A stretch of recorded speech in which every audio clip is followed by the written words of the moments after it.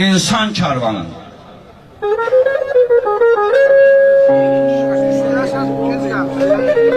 Felek yelə verdi insan karvanın, hərəsin bir yana çekip apardı.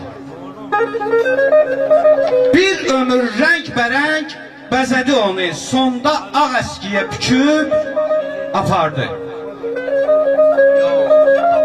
Hər insan yaşadı ölüm anını, qəflətən Əzrail kəsdi yanını.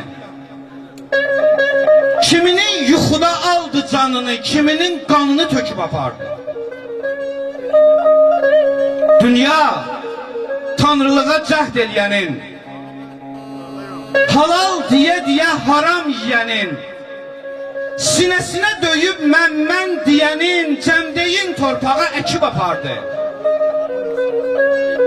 Allah hikmətinə kör baxanların, xalqın sərvətinə xor baxanların, haqqa gözlərində tor baxanların fərək torbasını tikib apardı.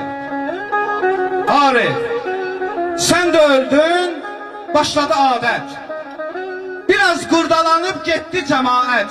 Bircə çadır qaldı yasdan əlamət, onu da sahibi söküb apardı. Allah qurulan çadırlarımızı xeyrə qursun inşallah. Allah səni xoşbəxt eləsin.